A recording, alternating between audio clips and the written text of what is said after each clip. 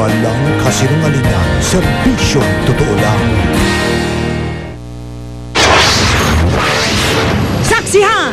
Sa unang pagkakataon ngayong 2011, presyo ng gasolina, diesel at kerosene tataas sa kabila ng pahayag ng Energy Department na wala munang aasahang paggalaw sa presyo.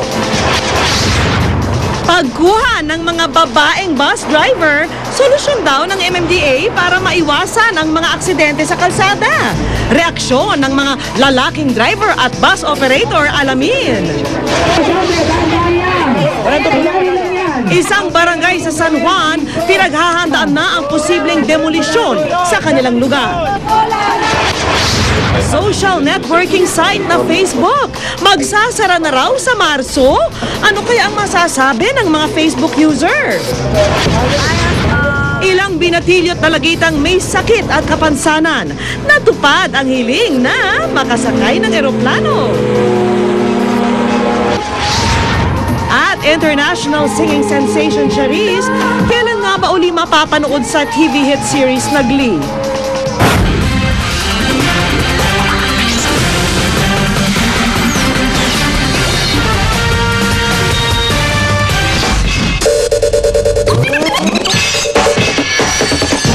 Sa unang pagkakataon ngayong 2011, tataas ang presyo ng produktong petrolyo. Sa kabila yan ng pahayag ng Department of Energy na wala munang aasahang paggalaw sa presyo. Simula mamayang alas 12:01 ng madaling araw, 50 sentimo kada litro ang dagdag presyo ng Shell sa kanilang gasolina. 25 sentimo kada litro naman ang dagdag sa diesel at kerosene. Paliwanag ng mga oil company, ang pagtaas ng presyo ng krudo sa world market ang dahilan ng price hike. Bago ito, nagpulong ang DOE at mga transport group para pag-usapan ang paggalaw ng world crude prices. Nais ng DOE na gawing lingguhan ang pulong para hindi magulat o magalit ang mga transport group kapag may oil price hike. Bagamat ikinatuwa ng ilang transport group ang hakbang ng gobyerno, nakukulangan pa rin daw sila dito. Ang gusto nila, kasi nila, mabasura ang oil deregulation at ibalik sa gobyerno ang pangasiwa sa presyuhan ng produktong petrolyo. At habang wala pa raw ang mga ito, balak ng grupong Pisto na magsagawa ng protest caravan sa Mendiola. Wala rin daw atrasan ang mga petisyon sa dagdag pasahe.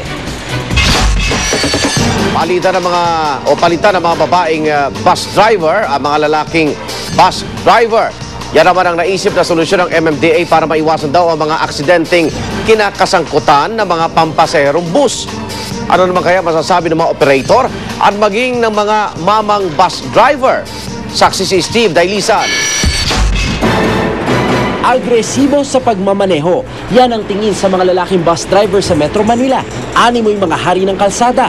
Walang habas kung ang ilan sa kanila ay humarurot. At basta nalang babalagbag sa kalsada sa tuwing hihintuan ng pasahero. Kaya naman ang di pagsunod sa batas trapiko ng ilan na uuwi sa trahedya. Gusto ng MMDA na wakasan na ang kanilang paghahari-harian at palitan ng mga babae ang mamang driver ng bus. Ang purpose po natin dito is safety. Safety. Because of the recent mga accident involving reckless male drivers. Hindi naman ho natin nila lahat, pero ang studies, napakarami na po. Sa datos kasi ng MMDA, takaw disgrasya raw ang mga lalaki. Nung nakaraang taon halimbawa, halos 10,000 lalaking driver ang nagtamo ng serious injuries. Malayo raw sa 3,000 babaeng drivers na nasangkot sa mga aksidente. Mas marami rin daw ang lalaking driver na binabawian ng buhay sa mga aksidente sa kalsada kumpara sa mga babaeng driver. Pero hirit naman ng mga mamang bus driver. Wala po siguro mangyayari babae. Dahil? Babae, mahina ang loob eh. Baka mahirapan ng babae. Hindi naman kasing lakas ng babae ang lalaki. Sagot naman ng MMDA na una na ring itinulak ang pagtatalaga ng mga lady traffic enforcers sa kalsada, makaluma na raw mga ganyang pagdududa sa lakas ni Eva. Yung unang tanong dyan, Chairman, paano pag sila yung in-employ, paano pag buntis? At saka, Iba naman yung health reason. So that applies also to other occupations. Yung police na female, yung teacher na female. Aminado ang MMDA na wala silang kapangyarihan para direktang pag-utusan ng mga bus operators na tumanggap ng mga lady bus drivers. Pero dahil desidido ang ahensya na ipatupad ang panukalang ito, handa raw silang magbigay ng insentibo para sa mga susunod, gaya halimbawa ng pagbibigay ng exemption sa number coding scheme. Sumulat na si Chairman Tolentino sa LTFRB para hilingin sa mga bus company na gawing babae ang 50% ng kanilang mga bus driver. Pag-aaralan pa ito ng LTFRB at ikukonsulta sa mga bus operators. Higit sa kasarian, kakayahan pa rin daw ang batayan ng mga bus operators sa pagpili ng mga driver. Ano ba ang experience nila? Diba? Siyempre, titignan din namin kung anong credentials meron sila. Ano bang, saan na ba sila nagmali? Ako, si Steve Dailisa ng inyong saksi. At sa ibang balita, umapela ang management ng Philippine Airlines sa Labor Department ukol sa desisyon nito na pagbigyan ang dagdag sweldo na hinihingi ng mga flight attendant at pagtaas ng retirement age mula 45 hanggang 60 years old. Sa motion for reconsideration ng PAL, iginit itong hindi nila kayang bayaran ang inaprobahan ng DOLE na 222 million peso compensation package para sa Flight Attendants and Stewards Association of the Philippines o FASAP. 105 million pesos lang daw ang kakayanin nila, lalo pat mula 2007 raw, umabot na sa 15 billion pesos ang lugi ng PAL. Nagbanta naman ang FASAP na hindi mag-overtime ang kanilang mga miyembro. Magsusumiti rin daw agad sila ng komento sa motion ng management para agad maresolba ng DOLE ang kanilang kaso. 100% compliance. It's by the book flying. Walang flight attendant ngayon nalilipad na lampas sa oras. So, ayaw nyo ng cooperation, mukhang hindi nyo na-appreciate yung cooperation na yun. Pag nagkaroon kayo ng mga delay, yung flight attendant siya magbababa na. Sinasabi nga namin na dahil nalugi kami doon sa mga nakaraang taon, ang kaya naming ibigay yung mas maliit lang na salary increases. No? Samantalang muling nabuhay ang usapang charter chain sa Kamara at ang nagsusulong nito ngayon, isa sa mga kaalyado naman ni Pangulong Noynoy Aquino. Pero mismong palasyo na ang nagsabing di pa napapanahon ang chacha. Narito ang report. Magmumula mismo sa kapartido ni Pangulong Aquino na si Eastern Samar Representative Ben Evardone ang panukala para amyendahan ang saligang batas. Kung ma-finalize namin sa Monday, ipa-file po namin yung panukalang batas calling for an election of the Constitutional Convention para sila po ang magsagawa ng chacha. Sa CONCON, boboto ang taong bayan ng mga magiging delegado sa convention na siya mag-aamyenda sa saligang batas. Iba ito sa CONAS o Constituent Assembly kung saan mga senador at kongresista mismo ang magdadraft ng konstitusyon. Paniwala ni Evardone, mas mabuti na raw na di sila mga mambabatas ang bubuno sa saligang batas para di masabi ng publikong kinagamit nila ang chacha para mapalawig ang kanilang termino. Ang bottom line ho dito, marami sa ating kababayan ang walang tiwala sa proseso . We have to restore their confidence. At para patunayan daw ang sinseridad nila, may suwestyon si Evardone. Mag-file din kami ng parang manifesto na waiver na hindi kami makikinabang kung anumang provision sa saligang batas. Ayon kay Evardone, layunin daw ng ihahain niyang panukala para sa chacha na mapalakas ang ekonomiya at ang hudikatura, kabilang ang Office of the Ombudsman. Pero para kay Senate Minority Leader Alan Peter Cayetano, mas mainam daw na hayaan muna ang Aquino administration na tapusin ang pangako nitong tuldukan ang korupsyon sa bansa.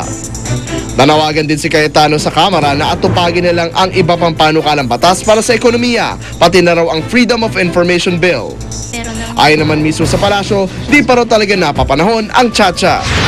Nobody has presented an argument that validates that chacha is urgent and that not doing so at the moment will place the country at risk. It's really not a priority at this time. Para sa saksi, James Velasquez, Sagulat.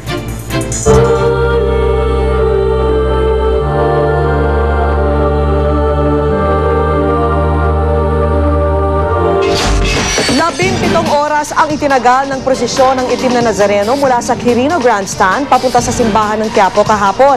At kahit pa mahigit 700 deboto ang nasaktan, nagpapasalamat pa rin ang mga otoridad na walang namatay sa parada ngayong taon. Saksi si Lia Manyala. Nag-animoy dagat ang milyon-milyong deboto na namanata ngayong taon sa pista ng itim na Nazareno.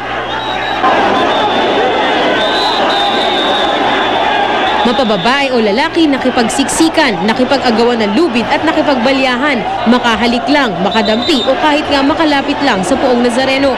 Sa mahigit 7 milyong dumalo sa prosesyon, 708 ang nasaktan ayon sa Philippine Red Cross. Isa sa kanila ang 56 anyos na si Elizabeth Ferrer na nabalian ng 8 buto sa tadyang matapos matapak-tapakan ng mga deboto sa loob ng simbahan ng Quiapo. Nung pumasok kami, diretso kami, kaso gumewang siya, gumanon siya. Kaya yung mga nasa likod naming dire-diretsong tumatakbo, nadala siya, tumalisik siya. Hindi na kami nakalapit kasi nawala na siya. Sa 15 taong pagiging deboto ng Nazareno, kagabi lang daw nagtangka ang mag-asawa na lumapit sa poon. Ano daw sa anak niya sakitin? Yung lumalaki lagi ang puso. 7 years na kasi may sakit. Nagsisisi po kayo, lumapit pa kayo kaya? Hindi naman. Kasi kahit anong gawin ng Panginoon na pagsubok sa akin, tatanggapin ko yun. Pero kahit halos triple ng bilang ng mga nasaktan noong 2010 ang sugatan sa pista ngayong taon, himala pa rin daw may tuturing na walang namatay ngayong taon. Generally, very ideal na. Kasi unang-una, no casualty. Pangalawa, no major crime. It was miraculous. No? Ang takot ko nga, yung doon pa lang sa Luneta, sa bugso ng crowd, baka merong na-aksidente o may namatay, pero milagro nga at wala talagang namatay sa dami. Tumagal ng 17 oras ang prosesyon kahapon. Pag-alis pa lang sa Quirino Grandstand ng Poon alas 7:30 ng umaga, hindi na magkamayaw ang mga deboto. Walang natinag kahit nang bumuhos ang ulan. Lampas hating gabi nang maipasok ang Poon sa simbahan. Pero hanggang kanina, mahaba pa rin ang pila sa pahalik sa Poon. Ako si Lia Manyalak, ang inyong saksi.